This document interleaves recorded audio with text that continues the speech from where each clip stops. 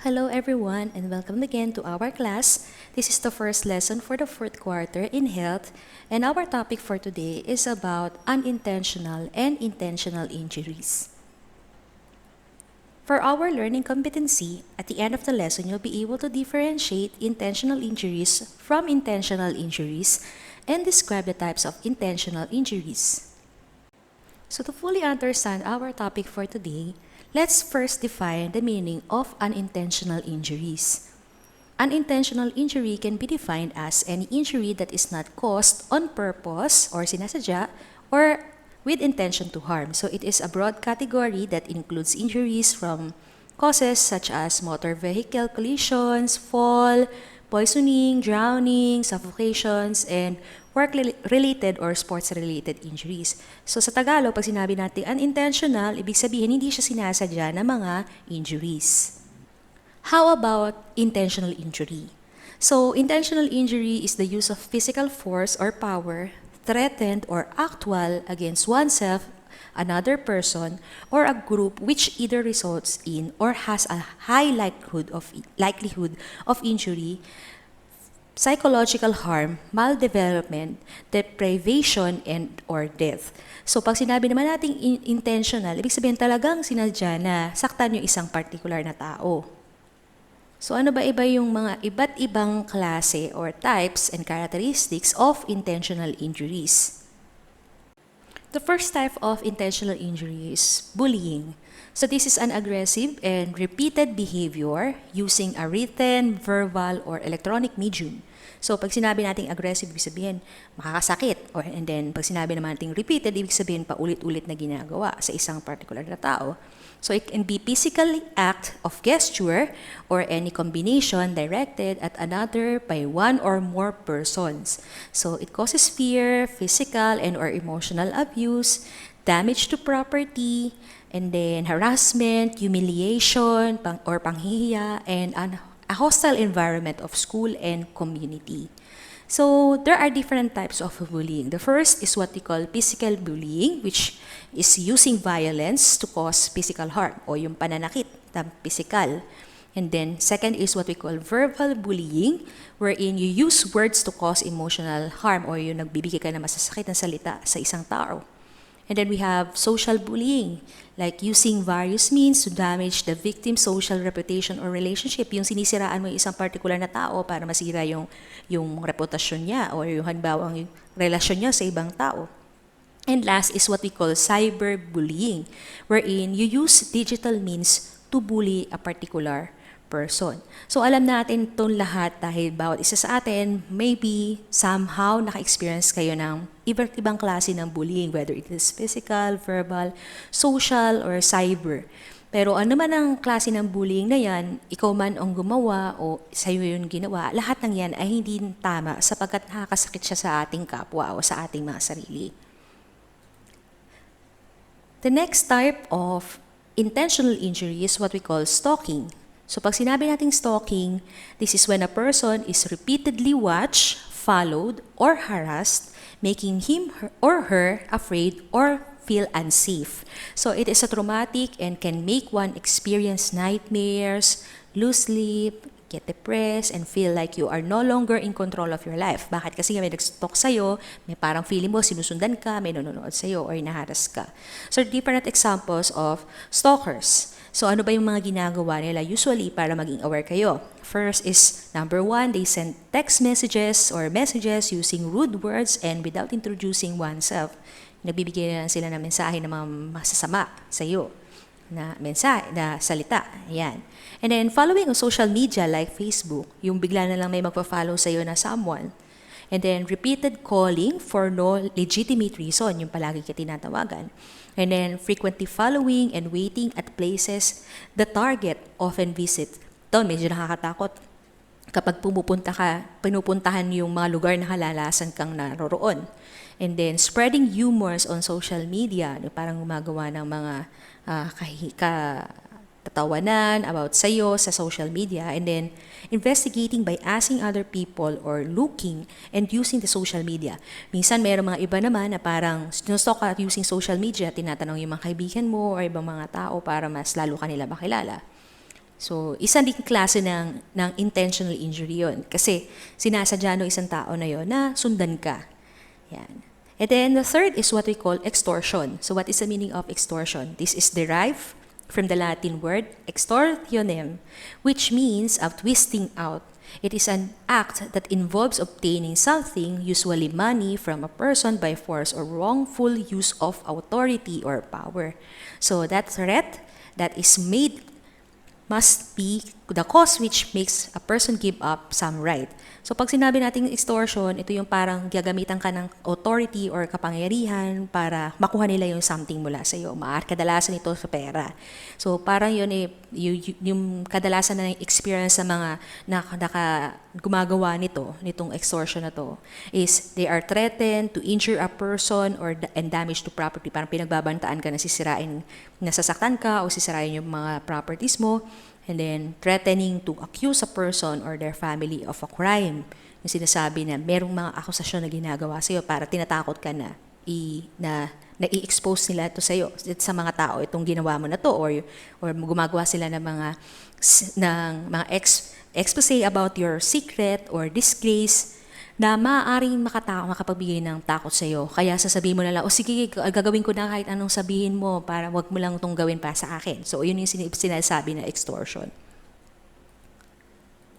And then next is illegal fraternity-related violence. Lalo na sa mga kabataan, ito, usong-uso tong illegal fraternity. So, fraternity-related violence, its prevalence in the university is an old and continuing issue.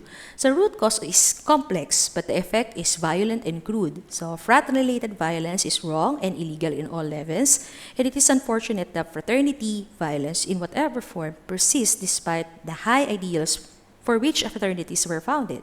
So it is even more unfortunate that the fraternity violence has remained ingrained in the tradition of university and institutions where young minds are trained and formed. So usong-uso kasi yung mga frat lalo na sa mga university, sa mga colleges, wherein sasama ka dun sa isang grupo, tatakutin ka nila, and then sasaktan ka nila para maging bilong ka dun sa kanilang grupo.